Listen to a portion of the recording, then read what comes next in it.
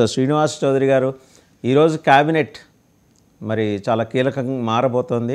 చాలా నిర్ణయాలు తీసుకోవచ్చు కానీ కాకినాడ స్కామే ప్రధానంగా ఎజెండా కాబోతోంది. ఈరోజు ఆంధ్ర రాష్ట్రంలో గత 5 ఏళ్లుగా వ్యాపార లావాదేవీల్లో ప్రధానంగా బియ్యం రవాణాలో చాలా అక్రమాలు జరిగాయనేసి మనం చూసాము.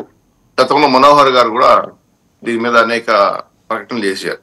అయితే దాదాపు నాకు తెలిసి కొన్ని 1,37,00,000 టన్నులు 2019-20 మధ్యలో 19 లక్షలు, 20-21 మధ్యలో 27 లక్షలు, 21-22 మధ్యలో 29 లక్షలు, 23-23 మధ్యలో 35 లక్షలు, 23-24 మధ్యలో 24 లక్షల లెక్కన టన్నుల్లో లావాదేవీలతో విదేశాలకు ఎగుమతి అయినవి.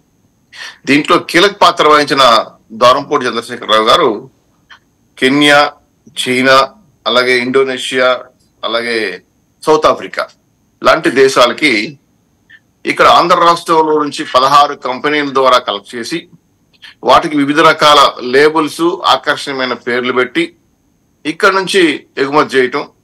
ఈ 16 కంపెనీలు నేరుగా రేషన్ బియ్యాన్ని 6 రూపాయలకి కొనుక్కొని దీన్ని ప్యాక్ చేసిన తర్వాత విదేశాల్లో 74 రూపాయలకి అమ్మడం మొదలుపెట్టారు. సౌత్ ఆఫ్రికాలో అమ్మే రైస్ కి డబ్బులు సరిగా రాలేదని చెప్పి డబ్బులు వచ్చినాయి బియ్యం ఇస్తానని చెప్పి గూడములు నిర్ణయించారు.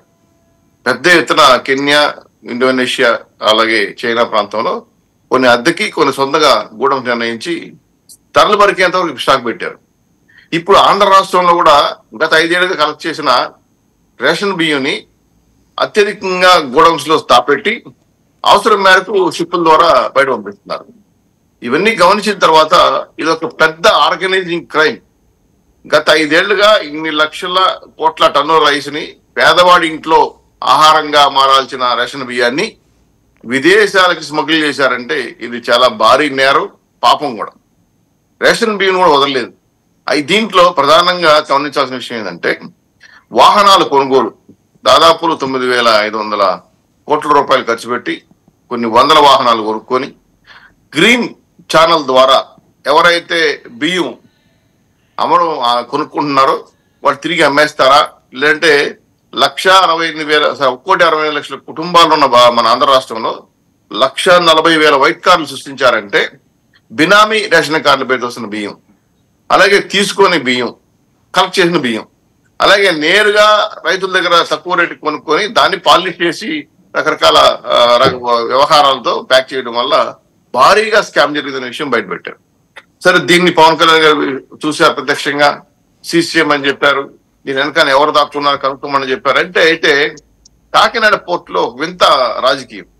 2,200 ఎకరాల పైచీలకున్న కాకినాడ పోర్ట్ కి 20 మంది ఓన్లీ సిబ్బంది. గతంలో కేవీ రావు గారి నాయకత్వంలో ఉన్న పోర్ట్ ని బెదిరించి అదిరించి 41.12% వాళ్ళు అరబిందో ఇలాంటి వాళ్ళు తీసుకోవడం.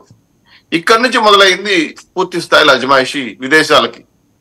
నాట్ ఓన్లీ బియ్యం ఒకటే ఎక్స్పోర్ట్ అయిందా, దేశానికి ప్రమాదం కలిగించే అంశాలు ఏమైనా వచ్చాయా, లేదు ఆయుధాలు పోయాయా, లేదా ఆయుధాలు వచ్చాయా అనే అనుమానాలు కూడా ఇక్కడికి తెగిస్తున్నాయి. బియ్యం కాకుండా డ్రగ్స్, డ్రమ్స్, అలాగే అనేక గంజాయి లాంటి ఎగుమతులు కూడా చేశారా.